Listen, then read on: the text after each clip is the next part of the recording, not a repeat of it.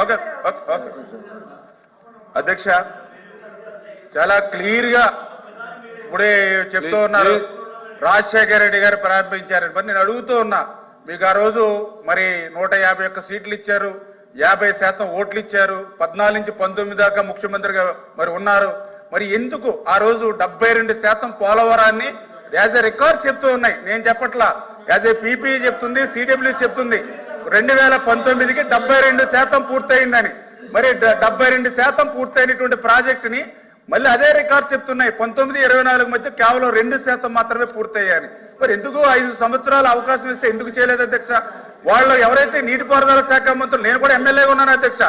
ఆ రోజున 2 మంత్రులు కూడా చెప్పారు ఒకళ్ళు చెప్పారు ఒక మంత్రి ఏది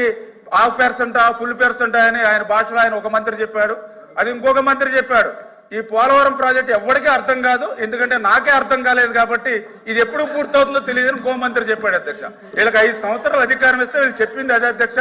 కానీ ఈ రోజు చాలా క్లియర్ గా మళ్ళీ నేను బొత్స సత్యనారాయణ గారు కూడా చెప్తూ ఉన్నాం గత మీటింగ్ లో కూడా చెప్పాం మళ్ళీ చెప్తూ ఉన్నా చంద్రబాబు నాయుడు గారి స్కీము నదుల అనుసంధానం ఆ నదుల అనుసంధానం అవ్వాలనంటే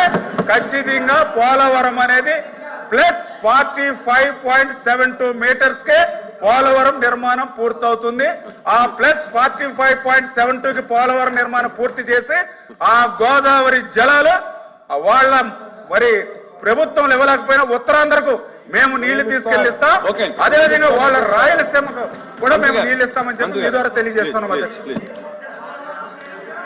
question number 13810 Minister for Social Welfare.